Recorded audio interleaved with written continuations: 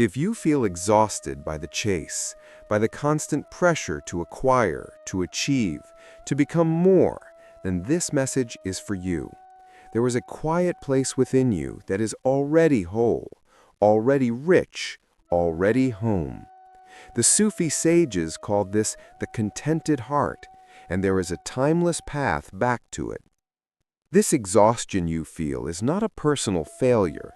It is a symptom of a world that has forgotten a fundamental truth, a world that has built its temples on the shifting sands of ambition and accumulation.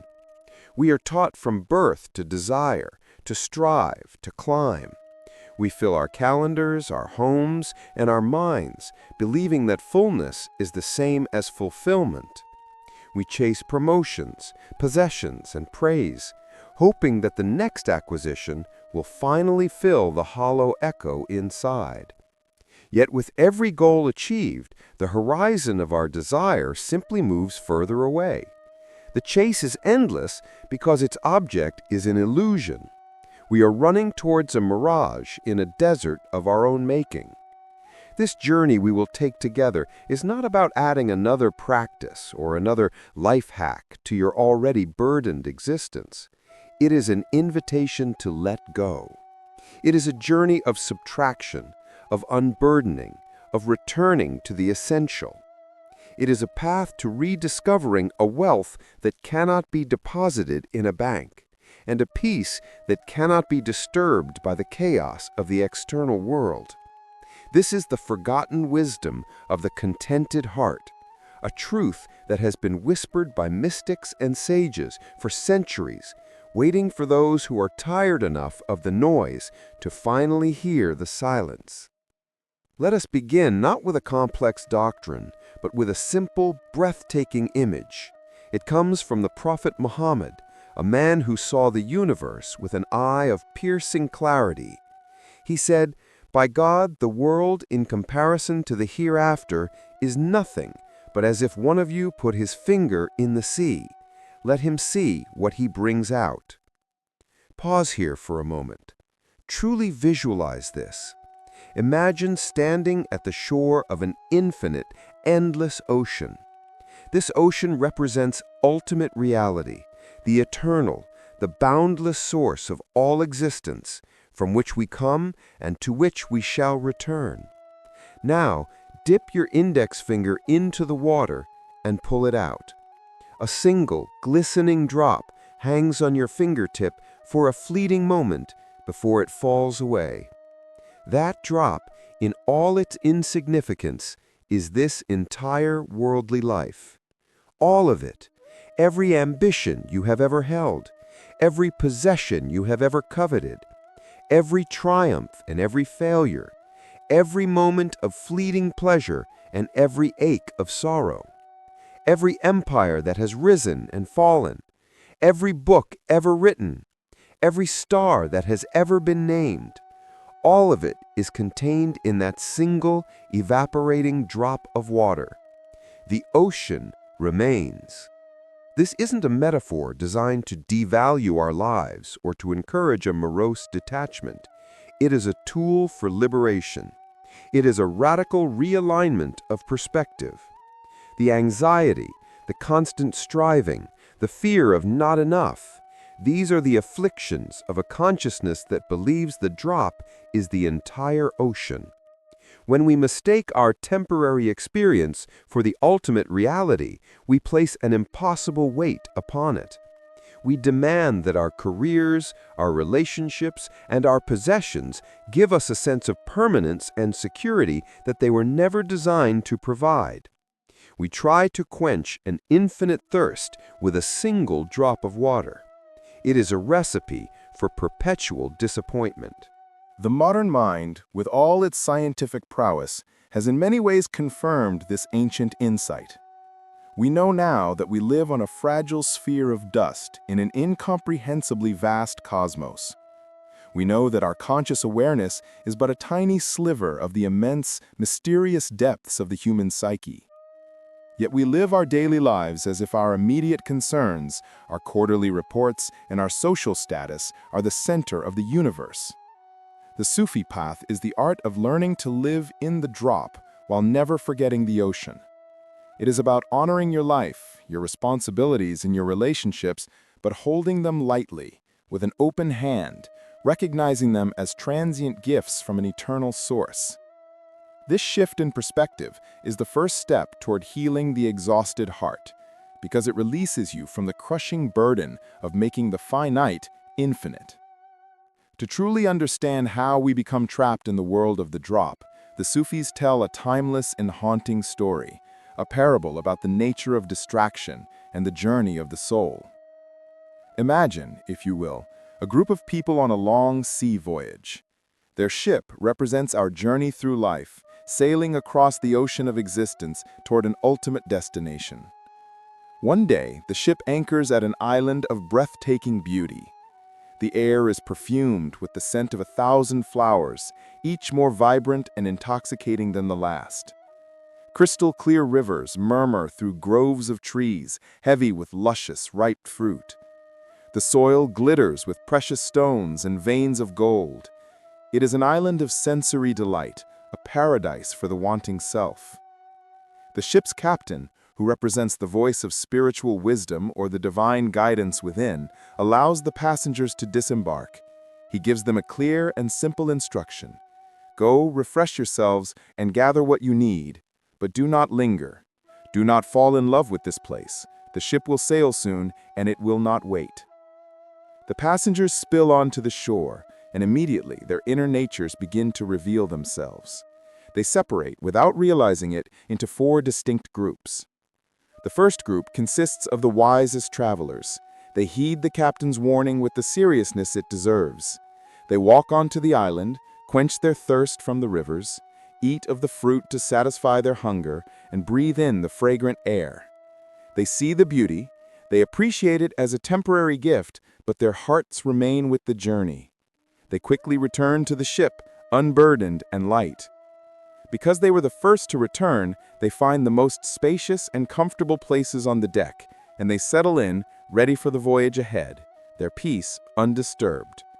They used the world, but were not used by it. The second group is a little more entranced. They wander deeper into the island. The dazzling colors of the flowers captivate them.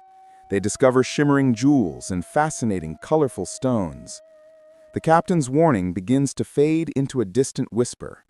A thought arises in their minds, the voice of the lower self. Why not take some of this beauty with us? It will make the journey more pleasant. It will remind us of this incredible place. And so they begin to gather. They fill their pockets with gemstones. They craft beautiful bouquets of rare flowers. They stuff their bags with exotic fruits. After a long time, just as a sense of urgency begins to dawn on them, they hear the captain's final call echoing through the trees. They rush back to the ship, their arms and backs laden with their newfound treasures. When they board, they find that all the best places are taken. They are forced to squeeze into cramped, uncomfortable corners of the vessel. But worse, their possessions become a torment. Their bags of stones are heavy and awkward, constantly digging into their sides. The beautiful flowers they so lovingly picked soon begin to wilt, their vibrant colors fading to a dull brown, their sweet fragrance turning to the sour smell of decay. The luscious fruits begin to rot, attracting insects and filling their small space with a foul odor. A storm rises on the ocean. The ship pitches and rolls. To keep their balance, to save themselves from being thrown overboard, they are forced, one by one, to cast their precious treasures into the churning sea.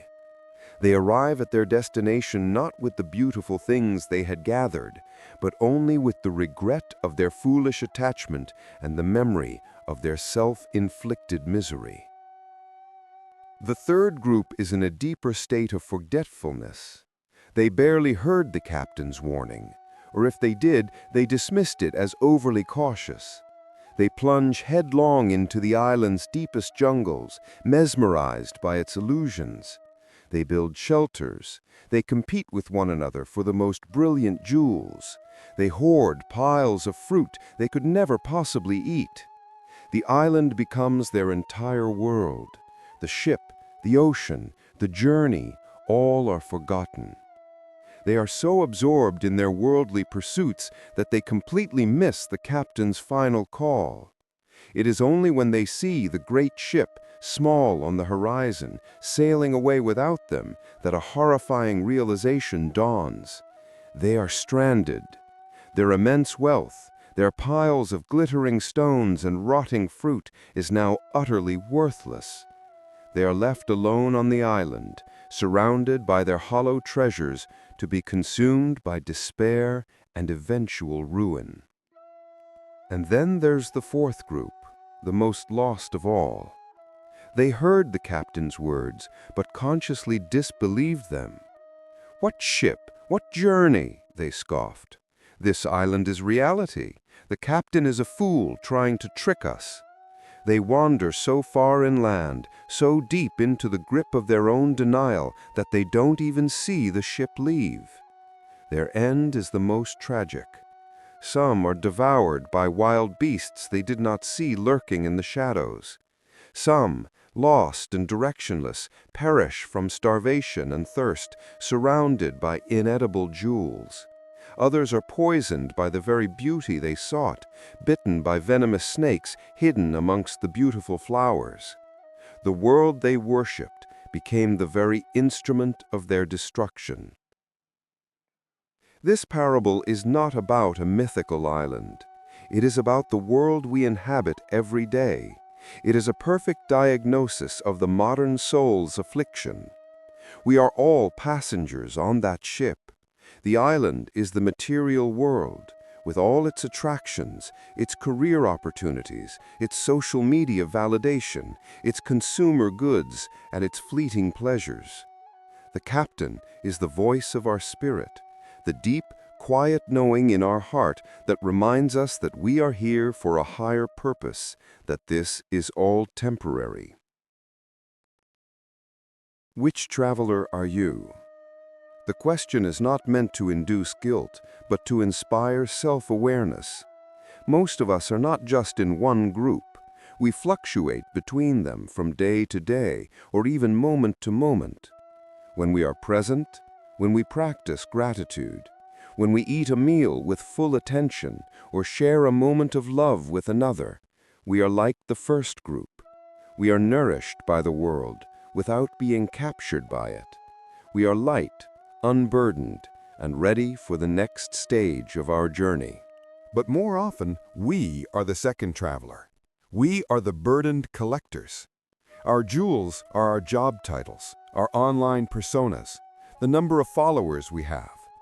Our flowers are the fleeting moments of praise or the temporary highs of a new purchase. We carry them with us everywhere. We check our phones incessantly, polishing our digital stones. We worry about our reputation, watering our wilting flowers of social approval. And it is heavy. This is the source of our exhaustion. It is the weight of carrying things that were meant to be experienced and released, not possessed and hoarded. The spiritual truth is that anything you cling to eventually begins to rot. Attachment is the engine of suffering. Some fall into the trap of the third group. They become so identified with their careers, their wealth, their ideology, that they forget they are spiritual beings having a human experience. The journey is entirely forgotten. This is the root of the midlife crisis, the gnawing feeling of emptiness that comes after achieving every external goal, only to realize the ship has sailed and one's true purpose was left behind. The fourth group represents the soul in its most tragic state, consumed by the world through addiction, nihilism, or a relentless pursuit of power that ultimately destroys the pursuer. They denied the existence of the ocean, and so were swallowed by the island's hidden perils. So how do we learn to be the first traveler? How do we live in this beautiful, distracting world without becoming its prisoner? The Sufi answer is not to reject the world, but to cultivate a different kind of inner economy, one based not on acquisition, but on trust. This brings us to one of the most transformative concepts in the Sufi tradition, the idea of rizq, which can be translated as sustenance or divine provision. The sages teach a simple but profound truth. Your sustenance has already been allotted to you. What is meant for you will reach you, even if it is beneath two mountains. What is not meant for you will not reach you, even if it is between your two lips. Think of the sheer radicalism of this statement in our modern culture of anxiety. We are taught that we must fight, claw, and worry our way to security. We believe that if we don't relentlessly strive, we will be left with nothing. The Sufis say that this frantic energy, this bad suspicion against the universe, does not actually increase our provision by a single grain of rice. All it does is destroy our peace of mind. It poisons the well of our hearts with the toxins of fear and scarcity. The great poet and sage Rumi tells us to look at the birds. They wake each morning with no bank accounts, no storehouses, no retirement plans. They sing their songs to the dawn and then fly out in perfect trust that the universe will provide for them. And it does. This isn't a call to irresponsibility. It is a call to inner orientation. Work, create, engage with the world, but do so from a place of trust, not a place of terror. Do your part and then let go of the outcome, knowing that the universe is not a hostile battlefield, but a field of infinite possibility orchestrated by a higher wisdom. This is the meaning behind the ancient Sufi saying, "Every ambitious person is poor, and every content person is rich." The ambitious person, no matter how much they accumulate, is spiritually destitute. Their inner world is defined by a perpetual state of lack. Their inner world is a landscape of constant comparison, envy, and the gnawing fear of loss. They may own the world, but they have lost their soul. They are the richest pauper. The content person, on the other hand, possesses the ultimate wealth. Their richness is not in what they have, but in what they do not need. They are free from the tyranny of wanting. Their inner world is spacious, peaceful, and filled with gratitude for what is. They may have very little by worldly standards, but they possess the unshakable treasure of a peaceful heart. They are the poorest monarch. This is the great secret. The path to wealth is not through getting more, but through wanting less. Now let us bring this ancient idea into the stillness of your own heart. This is not merely philosophy to be understood with the mind, but a truth to be felt in the soul. Find a quiet space where you can be undisturbed for a few moments. Close your eyes. Let the rhythm of your breath be your anchor, pulling you away from the noisy surface of your thoughts and into the calm depths of your being. Breathe in, slowly and deeply. Breathe out, even more slowly, releasing the tension in your shoulders, your jaw, your mind. Now, with your inner eye, gently scan your life. I want you to become aware of the treasures you have been carrying from the island. What are the heavy stones in your pockets? Is it a job title that you cling to for your sense of identity? Is it the need for a certain person's approval?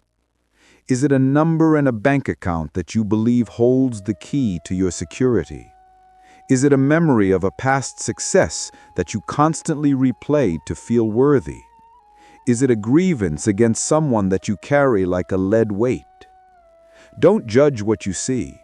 Simply acknowledge it. Feel its weight. Notice how much energy it takes to carry these things every single day. Feel the subtle anxiety they produce, the constant low-level hum of fear that they might be taken away. This is the burden of the second traveler. These are the flowers that are destined to wilt, the fruits that are destined to rot. Now, as you continue to breathe, I want you to perform a sacred act of imagination. With each slow, deliberate exhale, imagine yourself gently opening your hands and letting one of these stones fall to the ground. Let a wilting bouquet of expectations drop from your grasp. Release a rotting fruit of resentment. You are not renouncing these things. You are not saying they're bad. You are simply letting go of your attachment to them. You are releasing them from the impossible job of having to define you, save you, or complete you. Inhale and feel the space and lightness that is created. This is the space of trust. Exhale and release the weight of needing to control everything. This is the release into peace. Let this truth settle into the core of your being. Your worth is not in what you carry. Your worth is inherent, vast, and unchangeable, like the ocean itself. You are not the fleeting drop. You are a part of the entire ocean, momentarily experiencing itself as a drop. Rest in this feeling of lightness for a moment. This is the feeling of coming home. This is the fragrance of the contented heart. As we prepare to return from this inner journey, let the wisdom we have explored settle not as a rule, but as a fragrance that perfumes your entire life. The goal is not to despise the world, to flee from the island and sit sullenly on the ship. The goal is to become the wise traveler, the one who can walk through the most beautiful gardens in the world, appreciate every flower, taste every fruit, and yet leave empty-handed, carrying only the joy of the experience in a heart that is light, free, and ready for the real journey. You do not need to quit your job or abandon your family to find this peace. You need only to shift your inner posture from one of grasping to one of gratitude. You change your relationship with the world from that of a desperate miner to that of a graceful guest. A guest enjoys the hospitality, thanks the host, and knows that they are just passing through. The great exhaustion of modern life comes from trying to own the inn. Remember the finger in the ocean. Let this image be your guide. When you feel the grip of ambition tightening, when the anxiety of not enough begins to creep in, remember the infinite ocean and the single fleeting drop. This perspective does not diminish the beauty of the drop. If anything, it enhances it. Knowing that this moment is precious and temporary allows you to experience it more fully, without the burden of demanding that it last forever. You are on the island. We all are. But the ship is always waiting, its anchor ready to be raised. The captain's call is the quiet whisper of your own soul, reminding you not to linger too long in the land of shadows. The journey home is the only one that truly matters. Let go of the heavy stones. Let the wilting flowers fall from your hands. Walk lightly. The wealthiest person is not the one who has the most, but the one who needs the least. You are already whole. You are already home. All that is required is for you to remember. Travel well.